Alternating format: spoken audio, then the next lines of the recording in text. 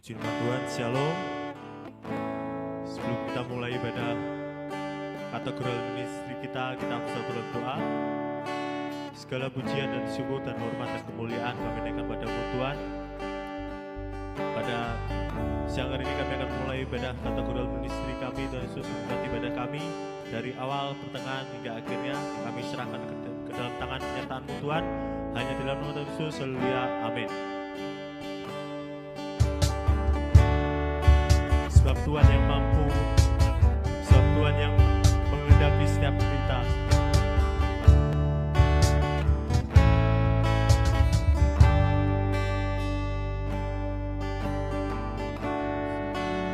Berkarya dalam hidupku,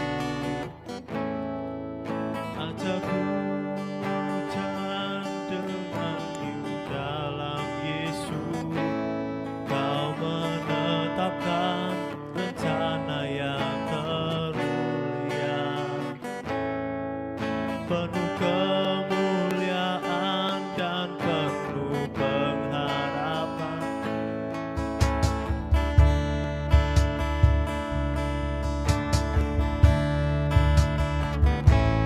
Tuhan yang selalu berkarya dalam hidupku, ajakku jalan iman di dalam Yesus.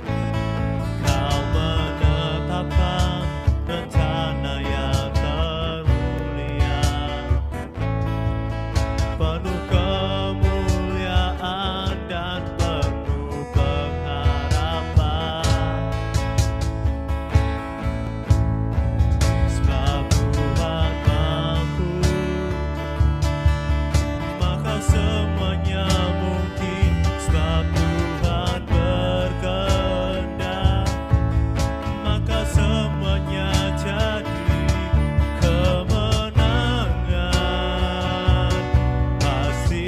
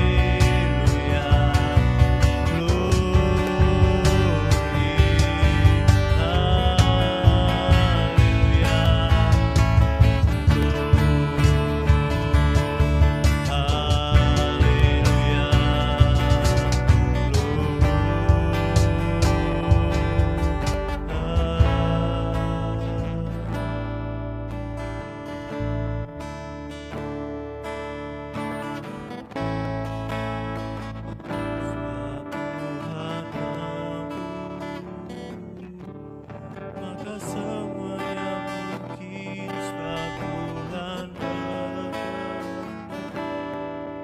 maka semuanya jadi kemenangan. Pasti bisa terjadi, mujizat terjadi karena Tuhan mampu. Sebab Tuhan mampu, maka semuanya mungkin. Sebab Tuhan berkehendak, maka semuanya jadi kemenangan. Pasti bisa terjadi, mujizat terjadi karena Tuhan mampu. Kemenangan pasti bisa terjadi, mujizat terjadi karena Tuhan mampu. Kemenangan pasti bisa terjadi, mujizat terjadi karena Tuhan mampu. Shalom dan selamat kita bertemu kembali Bapak Ibu dan saudara sekalian yang dikasihi Tuhan dalam ibadah kebaktian kesegaran rohani atau kebaktian kebangunan rohani, di mana kita semua sudah memasuki babak baru di tahun 2023, dan kita sangat berharap di tahun yang baru ini saya dan saudara akan semakin kuat, berakar ke bawah, bertumbuh ke atas di dalam Tuhan. Dan ketika kita maju terus melangkah ke depan, maka saya dan saudara dan kita semua yang mendengarkan ibadah KKR pada hari ini terus akan semakin dikuatkan. Tema kita pada kesempatan hari ini adalah tentang persembahan yang benar. Dan kita akan melihat dari Roma pasal yang ke-12 ayat yang pertama. Roma 12 ayat yang pertama yang dikatakan demikian, "Karena itu saudara-saudara, demi kemurahan Allah, aku menasihatkan kamu supaya kamu mempersembahkan tubuhmu sebagai persembahan yang hidup, yang kudus, dan yang berkenan kepada Allah. Itu adalah ibadahmu yang sejati." Ada 3 hal penting yang ditekankan dari Roma 12 ayat yang pertama ini, adalah tentang di mana penulis surat Roma menasihatkan kepada kita semua supaya kita mempersembahkan tubuh kita ini sebagai persembahan yang hidup, yang kudus, dan yang berkenan kepada Allah. Dan itu adalah merupakan ibadah kita yang sejati. Jadi inti dari surat Roma 12 ayat yang pertama ini, kita semua bukan mempersembahkan tubuh kita kepada hal yang lain atau kepada sesuatu tempat penyembahan atau pemujaan yang kita tidak ketahui, atau kepada roh-roh lain yang bertentangan dengan Tuhan. Tentunya dalam Roma 12 ayat pertama ini mengajak kepada kita semua untuk mempersembahkan, memalingkan, mengarahkan pikiran kita, hati kita, kehidupan kita kepada Tuhan yang kita sembah di dalam Tuhan Yesus Kristus, dan belajar melakukan, memberikan persembahan melalui tubuh dan kehidupan kita sebagai persembahan yang hidup, yang kudus, dan yang berkenan kepada Allah. Di kesempatan ini kita akan bersama-sama melihat sebuah contoh dari firman Tuhan yang terdapat dalam 1 Raja-Raja pasal yang ke-18. 1 Raja-Raja pasal yang ke-18. 1 Raja-Raja 18 ayat yang ke-20 sampai dengan ayat yang ke-30 ya. 1 Raja-Raja 18 ayat yang ke-20 sampai dengan 30, tapi kita tidak akan membaca semuanya. Yang kita baca di ayat 20 sampai dengan 26. 1 Raja-Raja 18 ayat 20 sampai dengan 26. Dikatakan demikian dalam firman Tuhan, "Ahab mengirim orang ke Israel dan mengumpulkan nabi-nabi itu ke Gunung Karmel. Lalu Elia mendekati seluruh rakyat itu dan berkata, 'Berapa lama lagi kamu berlaku timpang dan bercabang hati? Kalau Tuhan itu Allah, ikutilah dia, dan kalau Baal, ikutilah dia.' Tetapi rakyat itu tidak menjawabnya sepatah kata pun. Lalu Elia berkata kepada rakyat itu, hanya aku seorang diri yang tinggal sebagai nabi Tuhan, padahal nabi-nabi Baal itu ada 450 orang banyaknya. Namun baiklah, diberikan kepada kami 2 ekor lembu jantan, biarlah mereka memilih seekor lembu, memotong-motongnya, menaruhnya ke atas kayu api, tetapi mereka tidak boleh menaruh api. Ya, itu syaratnya dari dalam kisah ini. Aku pun akan mengolah lembu yang seekor lagi, meletakkannya ke atas kayu api, dan juga tidak akan menaruh api. 24. Kemudian biarlah kamu memanggil nama Allahmu, dan aku pun akan memanggil nama Tuhan. Maka Allah yang menjawab dengan api, dialah Allah. Seluruh rakyat menyaut katanya, baiklah demikian. Kemudian Elia berkata kepada nabi-nabi Baal itu, pilihlah seekor lembu dan olahlah itu dahulu, karena kamu ini banyak. Sesudah itu panggillah nama Allahmu, tetapi kamu tidak boleh menaruh api. Ayat yang ke-26, mereka mengambil lembu yang diberikan kepada mereka, mengolahnya, dan memanggil nama Baal. Dari pagi sampai tengah hari katanya, ya Baal, jawablah kami. Tetapi tidak ada suara, tidak ada yang menjawab. Sementara itu mereka berjingkat-jingkat di sekeliling mezbah yang dibuat mereka itu. Nah, Bapak Ibu dan saudara sekalian yang dikasihi Tuhan, di kisah ini kita melihat adanya sebuah seperti pertempuran begitu ya, dari 2 kubu, kubunya Elia dan kubunya Nabi Baal yang berjumlah 450 orang banyaknya. Kita tahu setelah Elia ini dia mengalahkan daripada nabi-nabi Baal itu, dan kemudian Elia juga mendapatkan ancaman, dia dicari-cari oleh raja pada masa itu, dan dia juga akan dihabisi ya. Tapi kemudian Elia di dalam ketakutannya dia berusaha untuk bertemu dengan Ahab ya pada waktu itu. Kemudian setelah bertemu, lalu kemudian diadakanlah satu pekerjaan di antara keduanya, di mana untuk membuktikan Allah yang benar itu yang mana, Allahnya Baal yang jumlahnya 450 itu, ataukah Allahnya Elia, Allah yang hidup yang disembah oleh Elia. Dengan syarat adalah 2 ekor lembu ya, 2 ekor lembu jantan, kemudian dipotong-potong, diolah, ditaruh di atas kayu bakar, tapi tidak boleh ada api ya, tentunya disiram dengan air begitu. Kemudian Elia memberikan kesempatan kepada 450 nabi Baal itu untuk memotong-motongnya, kemudian menaruh ke atas kayu api, kemudian mereka mengolahnya, kemudian setelah itu mereka disuruh memanggil nama Allahnya ya, nama Allahnya, dan dikatakan di sana, di mana pada ayat yang ke 26 ya, mereka kemudian berjingkat-jingkat ya, mereka berteriak-teriak memanggil nama Baalnya, dan mereka berkata, ya Baal, jawablah kami. Tetapi tidak ada suara, tidak ada yang menjawab. Sementara itu mereka berjingkat-jingkat di sekeliling mezbah yang dibuat mereka itu.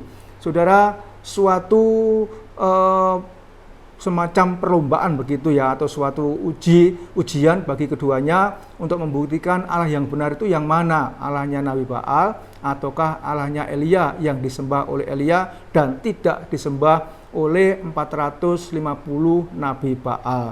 Sementara daging dari lembu ini, jantan ini sudah diolah, kemudian diletakkan di atas kayu, kemudian mereka mulai menari-nari, berjingkat-jingkat, memanggil nama Baalnya dengan harapan supaya Baal menjawab dan akan menyambar daripada daging olahan yang sudah diletakkan di atas kayu bakar ini.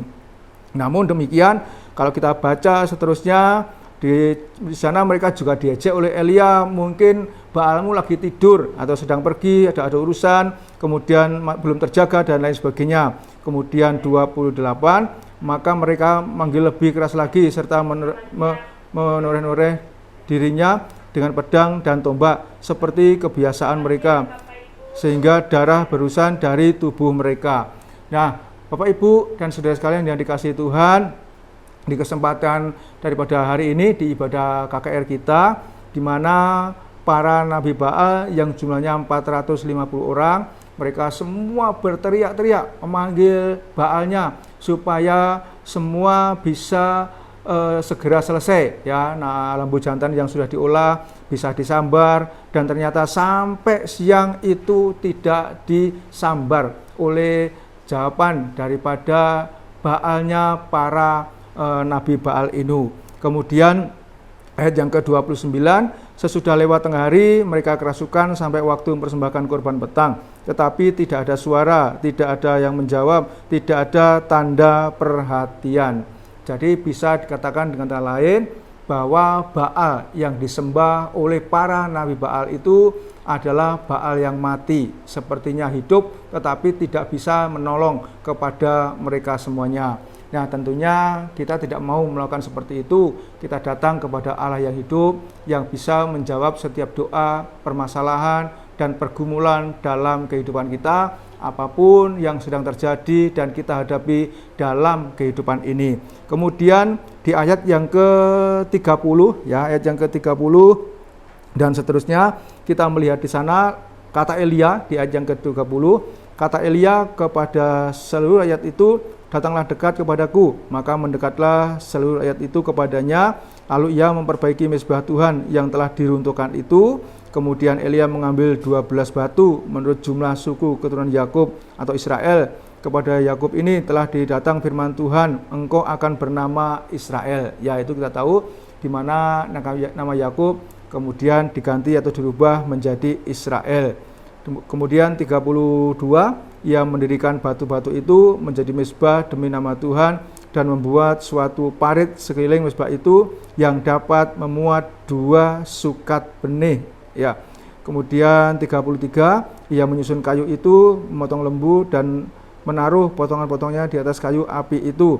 Sesudah itu ia berkata, penuhilah 4 buyung dengan air dan tuangkan ke atas kurban bakaran dan ke atas kayu api itu.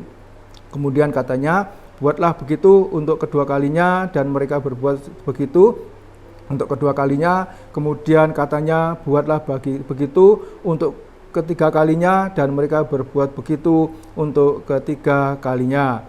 Ayat yang ke-35, sehingga air mengalir sekeliling mezbah itu, bahkan parit itu pun penuh dengan air.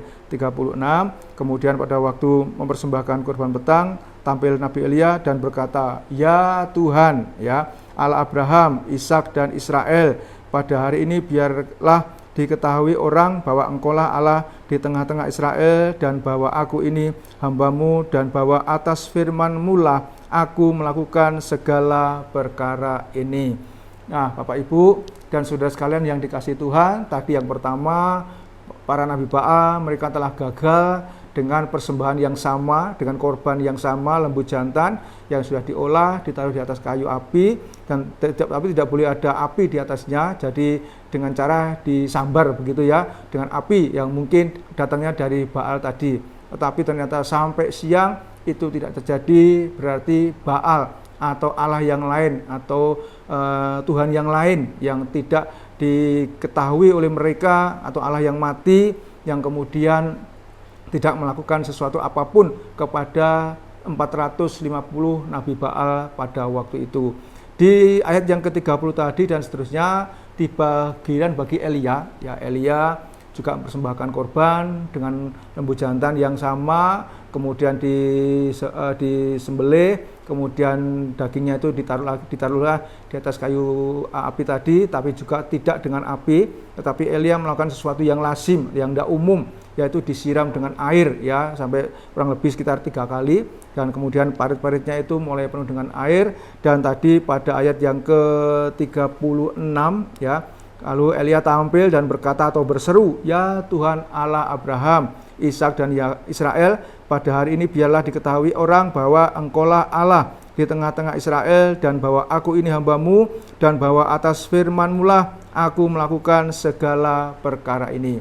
Jadi apa yang dilakukan oleh Elia bukan semata-mata karena bahasa Jawa bilang itu karepnya sendiri, tetapi atas perintah Tuhan, sehingga Elia melakukan itu semua. Dan ketika waktunya bagi Elia untuk menunjukkan kepada mereka bahwa Tuhannya Elia itu adalah Tuhan yang hidup, dan itu adalah Tuhan kita, Tuhan saya, saudara, yang kita kenal, kita puja, kita sembah di dalam nama Tuhan Yesus Kristus. Dialah yang akan menguatkan, menolong kepada kita semuanya. Sehingga kemudian ketika Tuhan mendengar itu, di ayat yang ke-37, jawablah aku ya Tuhan, jawablah aku, supaya bangsa ini mengetahui bahwa Engkaulah Allah ya Tuhan, dan Engkaulah yang membuat hati mereka tobat kembali. Lalu 38, lalu turunlah api menyambar habis korban bakaran, kayu api, batu, dan tanah itu, bahkan air yang dalam parit itu pun habis dijilatnya. Tidak ada yang tersisa.